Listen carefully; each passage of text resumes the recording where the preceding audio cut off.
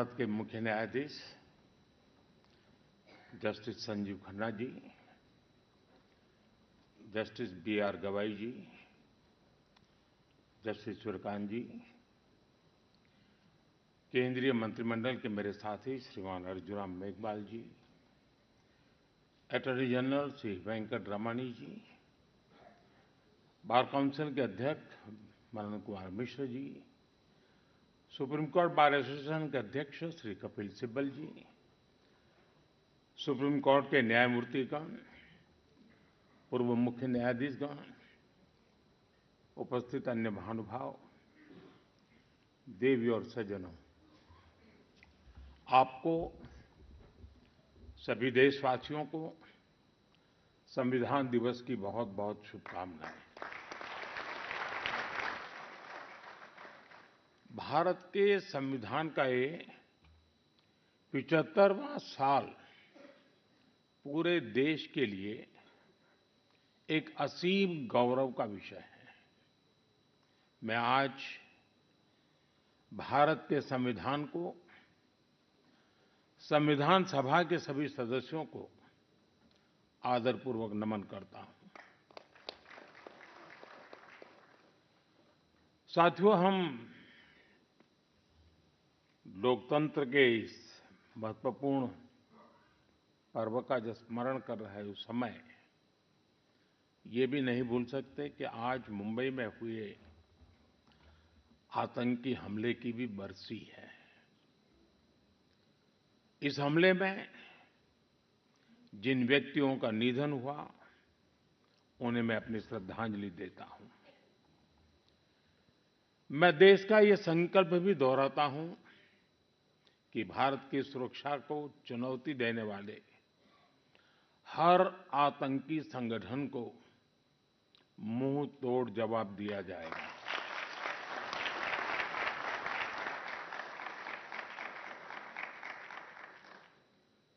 साथियों, संविधान सभा की लंबी बहस के दौरान भारत के गणतांत्रिक भविष्य पर गंभीर चर्चाएं हुई थी। आप सभी उस डिबेट से भलीभांति परिचित हैं और तब बाबा साहब आम्बेडकर ने कहा था, constitution is not a mere lawyer's document. Its a spirit is always the spirit of age. जिस स्पिरिट की बात बाबा साहब कहते थे, वो बहुत ही अहम है। देश काल परिस्थिति के हिसाब से उचित निर्णय लेकर हम संविधान की समय-समय पर व्याख्या कर सकें, ये प्रावधान हमारे संविधान निर्माताओं ने हमें दिया है। हमारे संविधान निर्माता ये जानते थे कि भारत की आकांक्षाएं, भारत के सपने समय के साथ नई ऊंचाई पर पहुंचेंगे। वो जानते थे कि आजाद भारत की और भारत के नागरिकों की जरूरतें बदलेगी, चुनौतियां बदलेगी। इसलिए उन्होंने हमारे संविधान को महज कानून की एक किताब बनाकर नहीं छोड़ा, बल्कि इसको एक जीवंत, निरंतर प्रवाहमान धारा बनाया। साथियों, हमारा संविधान हमारे वर्तमान और हमारे भविष्य का मार्गदर्शक है। बीते 75 वर्षों में देश के सामने जो भी चुनौतियां आई हैं, हमारे संविधान ने हर उस चुनौती का समाधान करने के लिए उचित मार्ग दिखाया है। इसी कालखंड में आपातकाल जैसा समय भी आया और हमारे संविधान ने लोकतंत्र के सामने आई इस चुनौती का भी सामना किया। हमारा संविधान देश की हर जरूरत, हर अपेक्षा पर खरा उतरा है। संविधान से मिली इस शक्ति की वजह से ही आज जम्मू कश्मीर में भी बाबा साहब का संविधान पूरी तरह लागू हुआ है। आज वहां पहली बार संविधान दिवस मनाया गया है। साथियों, आज भारत परिवर्तन के इतने बड़े दौर से गुजर रहा है। ऐसे अहम समय में भारत का संविधान ही हमें रास्ता दिखा रहा है, हमारे लिए गाइडिंग लाइट बना हुआ है। साथियों, भारत के भविष्य का मार्ग अब बड़े सपनों, बड़े संकल्पों की सिद्धि का है। आज हर देशवासी का एक ही ध्येय है, विकसित भारत का निर्माण। विकसित भारत का मतलब है जहां देश के हर नागरिक को एक क्वालिटी ऑफ लाइफ मिल सके, डिग्निटी ऑफ लाइफ मिल सके। ये सामाजिक न्याय, सोशल जस्टिस का भी बहुत बड़ा माध्यम है और ये संविधान की भी भावना है। इसलिए बीते वर्षों में देश में लोगों के बीच आर्थिक और सामाजिक समानता लाने के लिए कई कदम उठाए गए हैं। बीते 10 वर्षों में 53 करोड़ से ज्यादा ऐसे भारतीयों का बैंक खाता खुला है जो बैंक के दरवाजे तक नहीं पहुंच पाते थे। बीते 10 वर्षों में 4 करोड़ ऐसे भारतीयों को पक्का घर मिला है जो कई कई पीढ़ियों से बेघर थे। बीते 10 वर्षों में 10 करोड़ से ज्यादा ऐसी महिलाओं को मुफ्त गैस कनेक्शन मिला है जो बरसों से अपने घर में गैस पहुंचने का इंतजार कर रही थी। हमें आज के जीवन में बहुत आसान लगता है कि घर में नल खोला और पानी आ गया, लेकिन देश में आजादी के 75 साल बाद भी सिर्फ 3 करोड़ घर ही ऐसे थे जिनमें नल से जल आता था। करोड़ों लोग तब भी अपने घर में नल से जल का इंतजार कर रहे थे। मुझे संतोष है कि हमारी सरकार ने 5-6 साल में 12 करोड़ से ज्यादा घरों को नल से जल देकर नागरिकों का और विशेषकर महिलाओं का जीवन आसान बनाया है, संविधान की भावना को सशक्त किया है।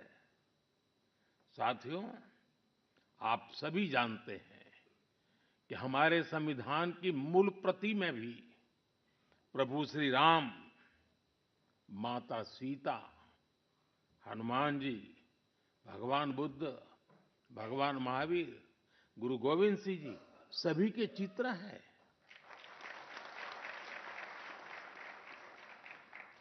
भारत की संस्कृति के प्रतीक इन चित्रों को संविधान में इसलिए स्थान दिया गया ताकि वो हमें मानवीय मूल्यों के प्रति सजग करते रहें। ये मानवीय मूल्य आज के भारत की नीतियों और निर्णयों का आधार है। भारतीयों को त्वरित न्याय मिले, इसके लिए नई न्याय संहिता लागू की गई है। दंड आधारित व्यवस्था अब न्याय आधारित व्यवस्था में बदल चुकी है। महिलाओं की राजनीतिक भागीदारी बढ़ाने के लिए नारी शक्ति बंधन अधिनियम का ऐतिहासिक निर्णय हुआ है। हमने थर्ड जेंडर को उनकी पहचान और उनका हक दिलाने के लिए भी कदम उठाए हैं। हमने दिव्यांगजनों के जीवन को आसान बनाने के लिए भी व्यवस्थाएं बनाई हैं। साथियों, आज देश का बहुत ज्यादा जोर देश के नागरिकों की ईज ऑफ लिविंग पर है।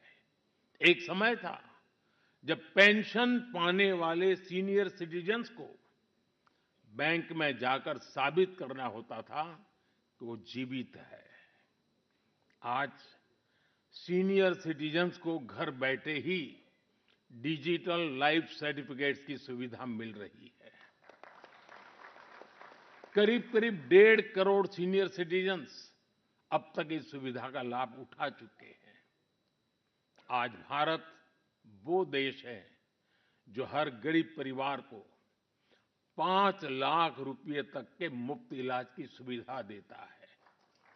आज भारत वो देश है जो 70 वर्ष से ऊपर के हर बुजुर्ग को फ्री हेल्थ केयर की सुविधा देता है। देश के हजारों जन औषधि केंद्रों पर आज 80% डिस्काउंट पर सस्ती दवाइयां मिल रही हैं। एक समय में हमारे देश में इम्यूनाइजेशन की कवरेज भी 60% से भी कम थी। करोड़ों बच्चे हर साल टीकाकरण से छूट जाते थे। आज मुझे संतोष है कि अब मिशन इंद्रधनुष की वजह से भारत में इम्यूनाइजेशन की कवरेज 100% पहुंच रही है। आज दूर-सुदूर के गांवों में भी समय पर बच्चों का टीकाकरण हो पा रहा है। इन प्रयासों ने गरीबों की, मध्यम वर्ग की बहुत बड़ी चिंता कम की है। साथियों, आज देश में कैसे काम हो रहा है, उसका एक उदाहरण एस्पिरेशनल डिस्ट्रिक्ट अभियान भी है। देश के 100 से अधिक ऐसे जिले जिन्हें पिछड़ा कहा जाता था, हमने उन्हें एस्पिरेशनल डिस्ट्रिक्ट माना और वहां हर पैरामीटर में विकास की गति तेज की गई है। आज देश के अनेक एस्पिरेशनल डिस्ट्रिक्ट दूसरे जिलों से बहुत बेहतर कर रहे हैं। अब इसी मॉडल के आधार पर हमने एस्पिरेशनल ब्लॉक प्रोग्राम भी शुरू किया है। साथियों, लोगों की रोजमर्रा की जिंदगी से परेशानियां खत्म करने पर भी आज देश का बहुत ज्यादा जोर है। कुछ साल पहले तक भारत में 2.5 करोड़ घर ऐसे थे जो शाम होते ही अंधेरे में डूब जाते थे। उन घरों में बिजली कनेक्शन ही नहीं था। सबको बिजली का मुफ्त कनेक्शन देकर देश ने उनके जीवन को रोशन कर दिया है। बीते वर्षों में दूर-सुदूर इलाकों में भी हजारों की संख्या में मोबाइल टावर्स लगाए गए हैं ताकि लोगों को 4G, 5G कनेक्टिविटी मिलती रहे। पहले कभी आप अंडमान या लक्षद्वीप जाते थे तो वहां ब्रॉडबैंड कनेक्टिविटी नहीं मिलती थी। आज अंडर वाटर ऑप्टिकल फाइबर ने ऐसे द्वीपों तक भी अच्छी स्पीड वाला इंटरनेट पहुंचा दिया है। हमारे यहां गांव के घरों, गांव की जमीन से जुड़े कितने विवाद होते रहे हैं, ये भी हम भली-भांति जानते हैं। पूरी दुनिया में विकसित देशों के सामने भी लैंड रिकॉर्ड एक बहुत बड़ा चैलेंज रहा है, लेकिन आज का भारत इसमें भी लीड ले रहा है। पीएम स्वामित्व योजना के तहत आज गांव के घरों की ड्रोन मैपिंग की जा रही है और लीगल डॉक्यूमेंट इश्यू किए जा रहे हैं। साथियों, देश के विकास के लिए आधुनिक इंफ्रास्ट्रक्चर का तेज निर्माण भी उतना ही जरूरी है। इंफ्रास्ट्रक्चर के प्रोजेक्ट समय पर पूरे होने से देश का धन भी बचता है और प्रोजेक्ट भी, उसकी उपयोगिता भी बहुत बढ़ जाती है। इसी सोच के साथ प्रगति नाम से एक प्लेटफॉर्म बनाया गया है जिसमें इंफ्रा प्रोजेक्ट्स का रेगुलर रिव्यू होता है और इनमें से कुछ प्रोजेक्ट्स तो ऐसे होते जो 30-30, 40-40 साल से पेंडिंग थे। मैं खुद इसकी मीटिंग्स को चेयर करता हूं। आपको जानकर अच्छा लगेगा कि अभी तक 18 लाख करोड़ रुपए के ऐसे प्रोजेक्ट्स को रिव्यू करके उनके सामने की अड़चनों को दूर किया जा चुका है। समय पर पूरे हो रहे प्रोजेक्ट्स लोगों के जीवन पर बहुत सकारात्मक प्रभाव डाल रहे हैं।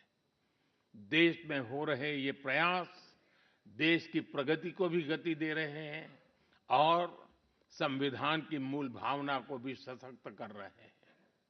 साथियों, मैं अपनी बात डॉक्टर राजेंद्र प्रसाद जी के शब्दों के साथ समाप्त करना चाहूंगा।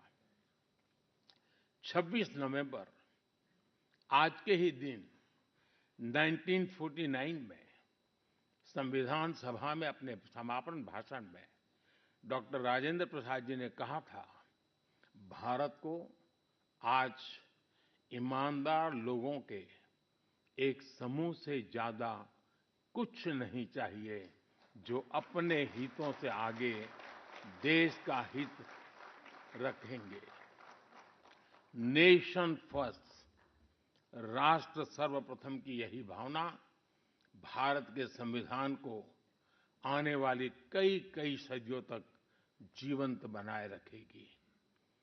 मैं संविधान ने मुझे जो काम दिया है, मैंने उसी मर्यादा में रहने का प्रयास किया है।